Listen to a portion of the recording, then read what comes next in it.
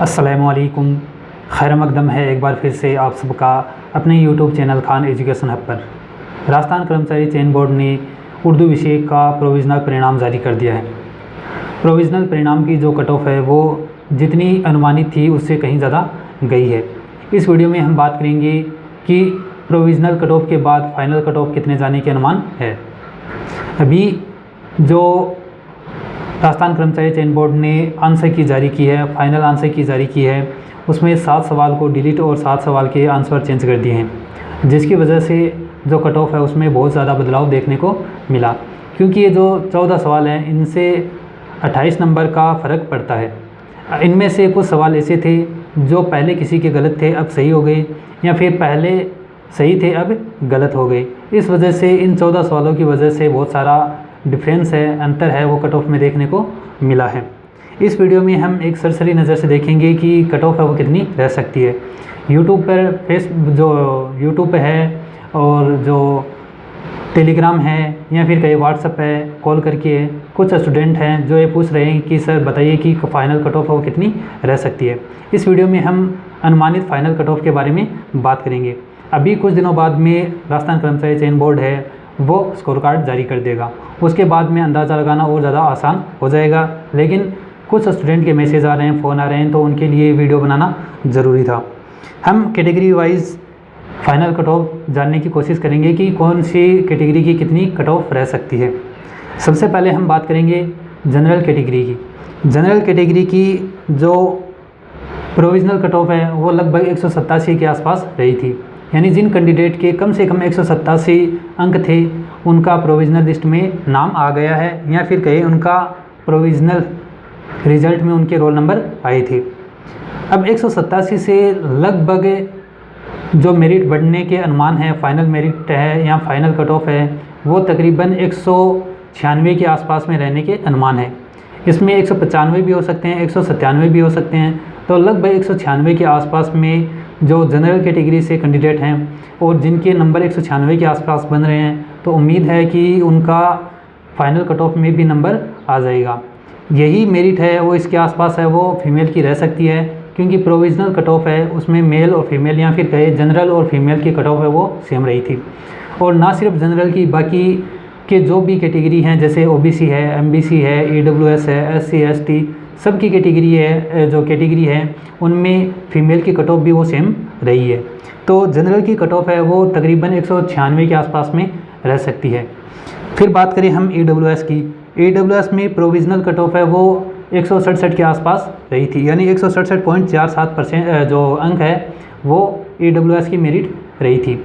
इस मेरिट में कुछ अंक बढ़ने के चांसेज हैं और ये लगभग 75 तक हो सकते हैं, यानी 175 के आसपास जो ईडब्ल्यूएस की फाइनल कट ऑफ हमें देखने को मिल सकती है। जिन स्टूडेंट के 175 के आसपास नंबर बन रहे हैं तो उम्मीद की जानी चाहिए कि ईडब्ल्यूएस से उनका सिलेक्शन हो जाएगा।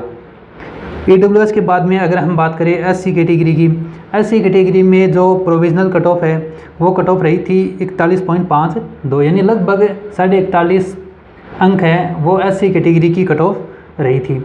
एससी कैटेगरी की कट ऑफ में ज़्यादा उछाल देखने को नहीं मिलेगा, क्योंकि ज़्यादातर स्टूडेंट हैं उनके नंबर कम ही हैं। यानी जिन स्टूडेंट के 45-44 नंबर हैं, यानी 44 या 45 नंबर के आसपास हैं, तो एससी कैटेगरी से उनका सिलेक्शन होने की पूरी संभावना बनती दिख रही है। एससी कैटेगरी के बाद अगर हम बात करें एसटी कैटेगरी की, एसटी कैटेगरी की प्रोविज़नल कट ऑफ भी एससी कैटेगरी से कुछ ज़्यादा रही थी, यानी लगभग इसमें 7 अंकों का अंतर था। एससी की कैटेगरी की जो कट ऑफ है वो 7 अंक कम रही, एसटी की कैटेगरी की जो कट ऑफ है वो 7 अंक ज़्यादा रही। यानी एसटी कैटेगरी की प्रोविज़नल कट ऑफ है वो 48.52 रही थी, 48.71 एसटी कैटेगरी की कट ऑफ रही थी। इसमें भी ज़्यादा उछाल देखने को नहीं मिलेगा, यानी लगभग जिन स्टूडेंट के 52 के आसपास अंक बन रहे हैं, 52 के आसपास नंबर बन रहे हैं, तो पूरी उम्मीद है कि एसटी कैटेगरी से उनका सिलेक्शन होने की पूरी संभावना है। एसटी कैटेगरी के बाद में अब हम बात करते हैं ओबीसी कैटेगरी की, क्योंकि सबसे ज़्यादा उछाल है वो इसी कैटेगरी में देखने को मिलता है। ओबीसी कैटेगरी में जो प्रोविज़नल कट ऑफ रही थी वो रही थी 180.38, यानी जिन कैंडिडेट के जिन तलबा के 180 के आसपास अंक बन रहे हैं 180 प्लस अंक बन रहे हैं उनको ओबीसी की प्रोविजनल कट ऑफ में शामिल किया गया है। सबसे ज़्यादा कंपटीशन है वो इसी कैटेगरी में रहता है। इस कैटेगरी में प्रोविजनल जो कट ऑफ है और जो फाइनल कट ऑफ है उसमें अंतर सबसे ज़्यादा देखने को मिलेगा और हर बार मिलता है। यानी जिन कैंडिडेट के ओबीसी में 92 के आसपास नंबर बन रहे हैं, यानी 92 के आसपास जिन कैंडिडेट के नंबर बन रहे हैं, तो उम्मीद की जानी चाहिए कि उनका सिलेक्शन होने की पूरी संभावना है। यानी जो 92 नंबर जिन कैंडिडेट के ओबीसी कैटेगरी से बन रहे हैं, चाहे वो मेल हो या फिर फीमेल, तो उम्मीद है कि उनका पूरा चांस है कि वो उनका नंबर है वो फाइनल कट ऑफ में आ जाए। ओबीसी के बाद में अब हम बात करें एमबीसी की। एमबीसी की कट ऑफ है वो प्रोविजनल कट ऑफ में इनकी कट ऑफ है वो 56.33 रही थी। इनकी जो कट ऑफ है उसमें भी ज़्यादा बढ़ोतरी देखने को नहीं मिलेगी। 56 से ये लगभग 59-60 जिन कैंडिडेट के एमबीसी से अंक बन रहे हैं, नंबर बन रहे हैं, तो उम्मीद है कि एमबीसी से उनका सिलेक्शन होने की पूरी संभावना है। एक बार हम फिर से जल्दी देखते हैं कि किस कैटेगरी की कितनी कट ऑफ रह सकती है। जनरल में जिन स्टूडेंट के 96 के आसपास नंबर बन रहे हैं, तो उम्मीद है उनका सिलेक्शन हो जाएगा। AWS में जिन कैंडिडेट के 74-75 के आसपास नंबर बन रहे हैं, तो उनका सिलेक्शन होने की संभावना है।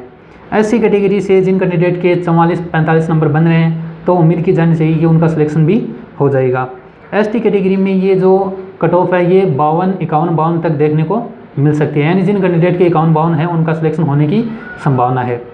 ओबीसी कैटेगरी में जिन कैंडिडेट के 191-192 के आसपास नंबर बन रहे हैं, या फिर कहे 92 के आसपास हैं, 92-93, 91, 92-93, तो उन कैंडिडेट का सिलेक्शन होने की पूरी संभावना बनती दिख रही है।